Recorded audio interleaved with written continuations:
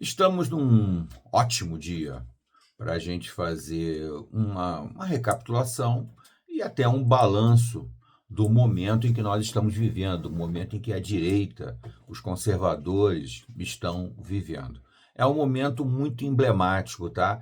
E que, apesar de nós termos o passado agora alguns momentos difíceis, mas são momentos de amadurecimento, tá? Eu procuro ver dessa forma e eu acho que é muito claro que nós da direita conservadora estamos passando por um momento de amadurecimento. Isso se reflete em muitas transformações. Isso é o que acontece com todos os seres humanos conforme vão crescendo, conforme vão amadurecendo. Nesse momento atual, nós podemos dizer que acabamos de passar por uma nova grande transformação quando nós tivemos que perceber que não existe um homem, uma pessoa que possa ser o símbolo ou a única expressão ou a voz da direita conservadora. Isso não existe. A grande maioria de nós já tinha essa noção, mas estava se apegando ao mito Bolsonaro, porque realmente ele teve, e ainda tem, né, uma grande importância, uma grande representatividade para a direita conservadora. Bolsonaro, inegavelmente, é um idealista. Tá? É um idealista. O que eu quero dizer com idealista? Uma pessoa que mantém as suas propostas, os seus ideais acima de qualquer coisa, que chega a lutar sozinho, absolutamente sozinho, contra tudo e contra todos.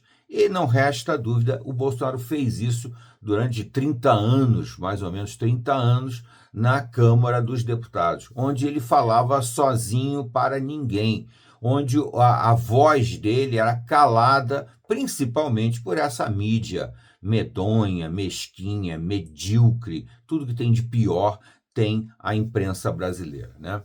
E isso daí, não resta dúvida, é o sintoma claro de um grande idealista, um cara que acredita no que pensa e luta por aquilo contra tudo e contra todos, tá?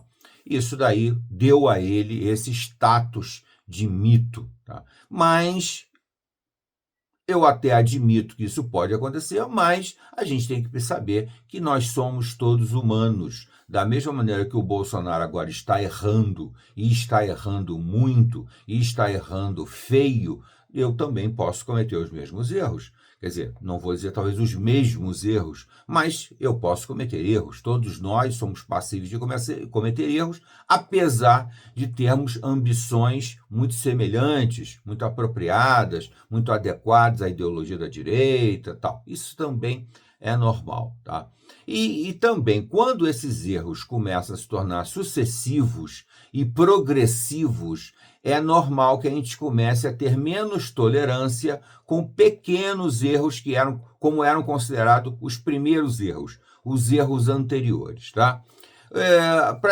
Eu não quero ficar aqui me atendo a falar mal do Bolsonaro. Eu não quero fazer isso porque eu quero manter ainda a esperança de que ele pode voltar a brilhar como alguém, não como um mito ou como a voz da direita. Não, isso nem é apropriado, isso nem é bom, gente. Porque se nós seguíssemos esse caminho, nós estamos seguindo o caminho da esquerda. A esquerda não tem várias pessoas capazes de representar ela. Só tem o tal do Lula, só tem o ladrão de 9 dedos. Isso para eles é a pior coisa do mundo, porque na hora que o Lula morrer, eles não têm ninguém para colocar no lugar deles. O ego, o egoísmo, o egocentrismo do Lula não permitiu que a esquerda construísse qualquer outra pessoa. A esquerda não tem outros representantes. A direita não. A direita, aí vamos ao lado positivo, a direita, o Bolsonaro, mais uma vez ele, deu a mão a vários personagens, várias pessoas, né, que têm um valor enorme e que precisavam apenas que alguém desse a mão para eles. Eu também, né, aí eu vou falar aqui, logicamente, do Nicolas Ferreira, eu vou falar do Ricardo Salles, eu vou falar do Cleitinho, mas muita gente apareceu no rastro do Bolsonaro. Alguns ele deu a mão, propriamente dito, quando ele chamou para trabalhar com ele no ministério. Outros apenas surfaram na onda do Bolsonaro. Surfaram no bom sentido, tá? Eu não estou falando de Joyce Hasselman, eu não estou falando de Dória. Isso é lixo, isso é porcaria, isso não vale nada. Mas nunca me enganou. Joyce Hasselman, quem é Marcos Frota, João Dória, isso aí nunca me enganou. Eu sempre soube que isso aí não valia nada, né? Mas você tem outros que entraram na onda do Bolsonaro e navegaram e continuam indo muito bem, que eu já citei aqui o senador Cleitinho, o Gustavo Gaia, o Nicolas Ferreira. Então tudo isso aí é crescimento, são opções. Olha quantas opções nós temos boas por causa da onda Bolsonaro, né? Alguns ele trouxe para cima da prancha dele, outros pegaram suas próprias pranchas e estão indo aí para frente, já até ultrapassaram o Bolsonaro, que é o caso desses que eu citei aqui, né? Ricardo Salles, Gustavo Gaia, Nicolas Ferreira, Cleitinho, né? Muita gente boa aí, né? Já nessa, a onda da direita continua, o Bolsonaro ficou para trás, mas a onda da direita continua e continua com um exército de surfistas maravilhosos, maravilhosos mesmo, que estão lutando muito, estão trabalhando, e alguns, inclusive, que não estão ali no destaque, mas que estão nos bastidores trabalhando com muita força. Alguns jornalistas, né? Alguns jornalistas verdadeiros, jornalistas de verdade, né?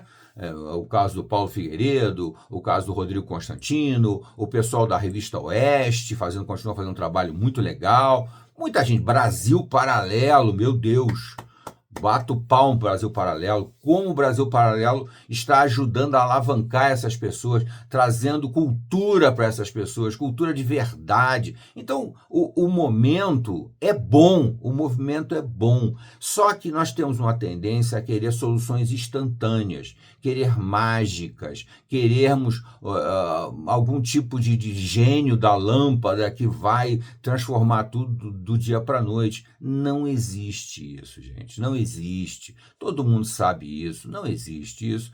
Como a esquerda nos ensinou. A esquerda nos ensinou isso. A esquerda queria tomar o poder pela revolução, pela guerra, pela força e pelas armas, lá nos anos 60, como fizeram em Cuba, por exemplo. Cuba foi tomada pela força, se tornou uma ditadura medonha, uma ditadura pavorosa. Da mesma forma, também está acontecendo um pouco mais suave, está acontecendo na Venezuela, está acontecendo na Nicarágua, que a força é que está mantendo a esquerda no poder, né?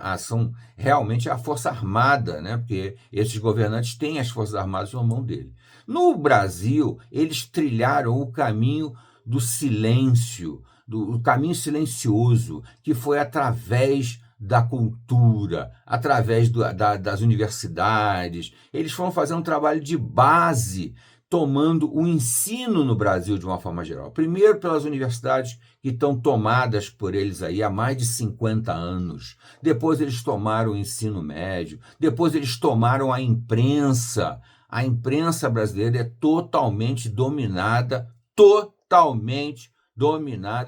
esses casos que eu citei aqui não entram, porque não chega nem a 1%, nem 1%. Então, toda a imprensa brasileira está dominada pela extrema esquerda, manipuladora, desavergonhada. Então, esse trabalho eles fizeram de 50 anos para cá. Eles só conseguiram chegar ao poder de uma maneira tímida em 2003, quando Lula foi eleito pela primeira vez. Foi ali que eles chegaram literalmente ao poder. Antes, eles foram trabalhando. Eles depois elegeram Fernando Henrique Cardoso, o famoso Teatro das Tesouras, né? Um comunista. Fernando Henrique Cardoso sempre foi comunista, socialista. O Brasil vem sendo dominado por eles gradualmente ao longo dos últimos 50 ou 60 anos.